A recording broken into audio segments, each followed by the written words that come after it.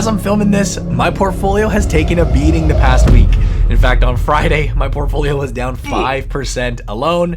We have the S&P on the brink of a bear market following the NASDAQ, which is already there. I will say that in good news, as somebody who's now been investing in the markets for 20 years, not only do I understand that this is par for the course, this is normal, and actually what we should come to expect when we're exposed to the equity markets, I've actually grown to invite and welcome these periods of volatility, as I understand that as a long-term investor, what it does ultimately present us with is good opportunities to go in and buy more stocks at cheaper and cheaper prices. What I intend to do is what I always do in the markets, which is dollar cost average on a weekly basis. I go in and buy the same funds, all automated. I intend on sticking with my consistent strategy of putting money into the markets, as I believe it's a strategy that's going to reward me with time.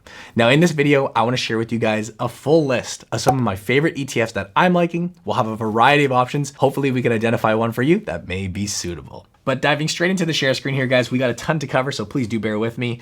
But I want to kick things off with what I believe to be the base or the core, almost like the default ETF that the vast majority of people watching this video should look for, especially if you're new to the markets, a beginner. And that's, of course, referring to an S&P 500 fund. Now, the fund that we're covering today is ticker VOO. This actually makes up about 2/3 of my personal portfolio. I'll actually show you guys what exactly I invest in later in this video. But this is a fund brought to you by Vanguard, which essentially tracks the 500 largest companies in America. Now, we're highlighting Vanguard, but there are a number of different alternatives out there. State Street provides SPY. Here in Canada, where I'm from, you have ZSP, VFV. They all essentially do the same thing. They're just different companies, different providers doing their own spin and take on the 500 largest companies in America. If we were to scroll down to the portfolio composition or the holdings, so to speak, of this fund or of this basket, you'll see that it essentially owns 500 holdings, a little more.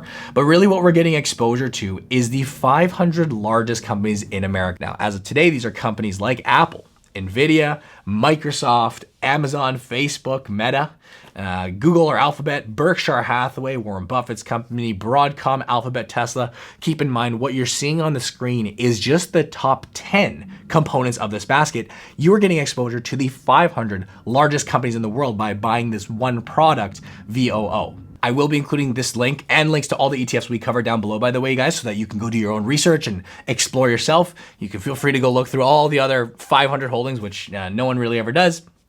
What I would call out with a fund like this is you're essentially playing the broader US market approach. You're getting exposure to not only these 10 companies, but 500 of the largest. I think looking at the sector breakdown to see where your dollars will get allocated to is quite important to understand when breaking under the hood of a fund like this. As of the time of filming, we do note that technology, infotech, our big Mag 7 and FANG stocks do represent the largest portion. About 30% of your dollars will be allocated here. But in general, however, the US market does tend to be quite diverse compared to other markets in the world. You'll see 10% to communication sectors, consumer discretionary, financial sectors, the big banks and insurance companies, healthcare.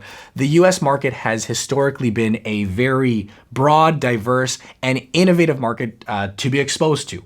And you look back at the history, as choppy as the markets are currently, huge plane flying overhead, apologies for that, but as choppy as the markets are as of filming this video, understand that we've seen this before, we will see this happen again, and this is an index, an ETF, that in general returns somewhere in the range of about 7 to 10%. That's the number that I like to look for. Of course, year by year, it will vary greatly, but when you extend out and when you expand out, that's typically the range that I expect. Now, you may note, oh, well, since inception is up 14%, well, that's great. It also depends when this particular fund was incepted, when it hit the market. And every fund that you look at will be slightly different, but an S&P 500 fund in general, I like to think of returning in that 7 to 8% per annum or per year when you extend that over time. And of course, that's the importance of being such a long-term investor and being exposed to that over time.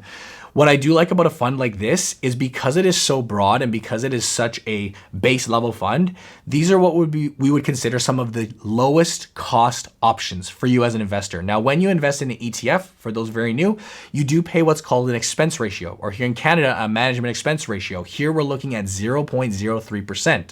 What that means is for every $100 you invest in this fund, if you go out and buy VOO in your brokerage account, you're essentially paying 3 cents per year in fees. Those will be taken off, actually factored into the pricing and returns of your fund. So you don't have to ever go pay it or do something, swipe your credit card. You don't have to pay those fees. You do pay them, they factor into the performance, but a very low cost solution, getting you exposure to the 500 largest companies in America. And like I said, it's in my belief that for the vast majority of people out there, this is the market that you want to be exposed to. It's the most dominant in terms of size, and the biggest and brightest companies are coming out of America.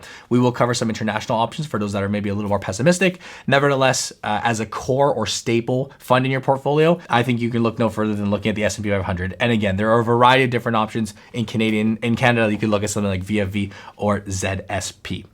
Now let's transition into dividends. If you're an investor that likes dividends, an approach that I personally am a huge advocate for, let's go over a couple options that I'm very much liking. And I will just say in general, especially during a market crash, dividend companies can be very attractive to investors. Dividend companies in general tend to be more mature, a little bit more established, developed. This often comes with lower drawdowns when the markets do crash, faster times to recovery. And importantly, if a company is able to maintain paying those dividends, which is not always the case, but if they are, and a vast majority of big blue chip companies that you'll see in these funds will manage to maintain their dividends, you're of course generating a very nice cash flow stream into your portfolio. Even as the share price or the value of your shares are dropping, you're still earning dividends along the way, which can be very nice for peace of mind and help you during volatile times. But the first one that I want to cover is the Schwab US Dividend Equity ETF. The ticker that you'd be looking at here is SCHD. And as you can see, this fund's goal, or this ETF's goal, is to track as close as possible before fees and expenses, the total return of the Dow Jones US Dividend 100 ETF. It essentially invests in 100 of America's top dividend companies. Let's scroll down to the portfolio, and these are companies that you will recognize, of course. Companies like Verizon's, Coca-Cola, ConocoPhillips, PepsiCo, Chevron, Altria, Amgen, Bristol-Myers, Home Depot, Lockheed Martin, a vast variety of companies that specialize in paying dividends. Not always the highest dividend yielding stocks. You will find funds out there that are more specialized in higher income, which we're going to talk about actually later in this video. But this, in my opinion, is just a basket of high quality dividend stocks, some dividend growers, some high dividend payers, a big mix. And what I will call out, which I think is very, very important, is if we look at the sector breakdown, contrasting that to what we just looked at with SPY or VOO, the S&P 500, you'll notice here tech comes in at about 8% of the weighting versus the 30. So a very different structural breakdown of the types of companies you're getting exposed to. You could argue you're getting exposure to a more conservative, not conservative in the sense of like overly conservative, but a less tech heavy, less growth focused breakdown, with the largest sector exposures coming in at financials, healthcare, and consumer staples. These are sectors known for being more resilient and certainly less volatile than being overexposed to the tech sector. Importantly, this is a dividend fund. So if we scroll up here, you guys, we'll take a look. This fund, SCHD, is yielding right now 3.84%. So not quite a 4% dividend, but a very, very healthy and sustainable 3.84%, that you'll be pulling in dividends. The fee on this guy, the expense ratio, total expense ratio, 0.6%. Again, very cheap. On every $100 you invest, you're essentially looking at 6 cents per year in fees. I will share with you guys a Canadian alternative, a new one that I've covered on the channel. I've actually seen this in the comments being compared to the Canadian version of SCHD, which I think is a very cool way of looking at it. It's the Hamilton US Dividend Index ETF. The ticker here is SMVP, so look that up. That's a new one, you guys. It essentially focuses in on US dividend companies that are actively growing their dividend year after year after year. You're going to see actually a lot of similar holds within this fund. But of course, for my Canadians watching, what's important about this is that this is traded in Canadian dollars versus a fund like SCHD is a US listed product traded in US dollars. Nevertheless, what I will say to you guys is, again, I think VOO is the staple, if you will. I think that's the core, the default that most investors should be going for. But if I had to identify what my favorite ETF out there is currently, I think SCHD takes the cake. You guys let me know what you think of this fund down in the comment section below. I know a lot of you guys will hold it, but in general, the concept of owning dividend stocks for your long-term portfolio, I think, is an amazing, amazing approach. And it certainly can feel very nice during these periods of market volatility and market crashes where you're receiving that steady income coming through the door. Now let's move on to our next category of ETFs, because if you haven't noticed, we have been talking primarily about US equities and US exposure up to this point with all the funds we covered. Well, what if you're an investor that wants to get exposure globally and diversify across different geographies? Well, this is where a fund like VT, the Vanguard Total World Stock ETF, may come into play. Again, we see a dirt cheap MER, at 0.06%. And you'll see that the objective of this fund is to invest in US stocks, but also get you exposure to the foreign markets. And what's crazy about a fund like this is if we go down to the holdings, you guys will see that you're getting exposure to essentially 10,000 different companies. So buying one basket here, this in and of itself could essentially act as your entire portfolio. If we jump down here into the breakdown of this fund, you'll see you're exposed to things like the emerging markets, the European markets, the Pacific markets, negligible exposure to the Middle East, although it is categorized here as this little sliver. North America still very clearly being the main aspect of this portfolio. You're still getting 2/3 of your money invested within the US and actually some Canada, but you're getting that geographical exposure as well. What you can see here is that if we actually break it down, about 63% of this fund is exposed to the US, but then you have Japan, the United Kingdom, some exposure to China, Canada, France, Switzerland, Germany. Again, I will include this down below. But if we go down all the way down here, we'll see that the holdings do at the high level still mimic very much the S&P 500. We see Apple, Microsoft, Nvidia, Amazon, Facebook, Google, Broadcom, Alphabet, Tesla, Berkshire, near identical to what the S&P 500 invests in, but where this fund may come into play is essentially acting as an all-in-one solution. So what investors will typically do is, let's say they don't buy the S&P 500 fund, they will buy VT, understanding that it already gives them that exposure. One of the things which we haven't really talked about yet in this video so far is that there are a number of different approaches that you can take when building your portfolio. You can kind of compartmentalize it and break up each section as you please. So I want one fund for my US exposure, one fund for my international exposure, one fund for my fixed income, which we're going to talk about later, or you could essentially buy what I consider an all-in-one solution where you're getting exposure to all of these different companies via one basket. VT is a very simple solution that I would go for. Again, getting exposure to 10,000 different companies across the globe. Honestly, you may be suitable just buying it and leaving it as that. In fact, the Canadian alternative that I'll highlight today is ticker ZEQT, a fund that I own in my portfolio, and it essentially does the exact same thing. It's an asset allocation ETF, does come in at the slightly higher management fee, 0.20%, but what you're doing is you're getting exposure to not only US, you'll see you're getting the US exposure, about half the account, some Canadian exposure, some international exposure. The way ZEQT is structured, it is what is known as a fund of funds. So it's one fund that owns other ETFs and other smaller funds, again, getting exposure to thousands and thousands of different companies. But to do a more apples to apples comparison, you do have a slight different breakdown with a higher weighting to Canada versus the US. Again, this is what my Canadian viewers probably looking at an option or a solution like this. If you're an American watching this video, I wouldn't even consider a fund like this because you have a solution like VT and you don't need to be investing in Canada, in my honest opinion. But nevertheless, these are two of my favorite options for investors who want more than just US exposure. You want that global exposure and you want to do it within one single product, one single fund.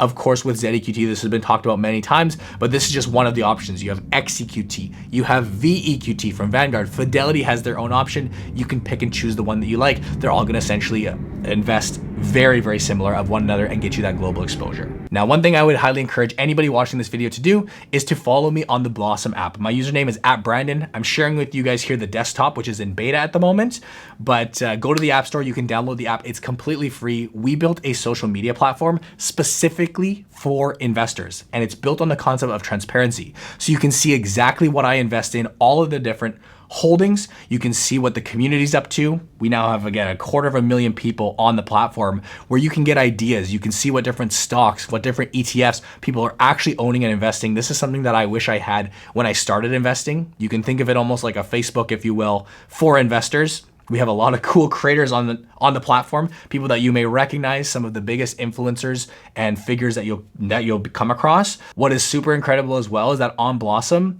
ETFs and index funds are the most trending topic. So very opposite of what you'd expect on a Wall Street Bets or one of these short-term kind of degenerate style communities online. On Blossom, the concept is long-term, buy and hold, essentially people looking to build their wealth. So it's an amazing tool and an amazing resource. Again, it's entirely free and it's bringing social It's bringing the social aspect into investing. Go to the App Store and search up Blossom Social, or there will be a link down included in the bio. The description of this video.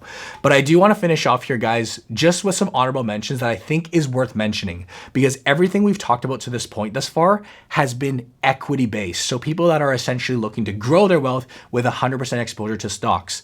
Now, especially during a time like now where the markets do sell off and people are seeing the dollar values in their portfolio drop, it's a great reality check for those to understand whether their portfolio is structured properly or accordingly to the amount of risk they should be taking on. And a completely other category of investing other than in stocks is by buying safer, more conservative style assets like fixed income, cash, high interest savings accounts, essentially parking your money in places where they're not going to shoot the lights out on growth, but during times where the market crashes like now, they tend to hold up very, very well. And here's an example. One from Harvest, a Canadian example I may add, but in the past month, while the entire equity market has been selling off, not only has this fund held up and essentially traded flat, it's also been spinning off incredible income. In fact, Mark, who you guys know on the channel, is my father. Mark B, which you can see his portfolio here, he actually owns this ETF, which I'll talk about, which is HPYT, the Harvest Premium Yield Treasury ETF. Essentially a fun spin on taking a traditional asset like treasuries, which are some of the most conservative assets you can get out there, and applying a covered call strategy to enhance and generate more yield for the investor. Now, this is not an ETF that I would personally consider. So to be clear, as a 29-year-old myself, this is not a fund that I own. In fact, you see my portfolio, I just shared it earlier. I own no fixed income within my portfolio. But if you're an older investor, if you're an investor who's going through this market crash and you're realizing I was overexposed to equities, looking at some of these safer solutions could be an option. Now, these are more so honorable mentions. I'm not going to go through a deep dive. We've covered these all on the channel, but these could be things like HPYT, the cash ETF from Global X, iShares TLT, let me get that out of the way, which is essentially investing in bonds, a basket of, instead of stocks like the S&P 500, you're investing in a basket of bonds, hundreds, if not thousands of different bonds, which historically hold up very well during a market crash. In fact, here year to date up 7.3%. One of the most, I would say, general ways to play this is with just a broad aggregate bond ETF.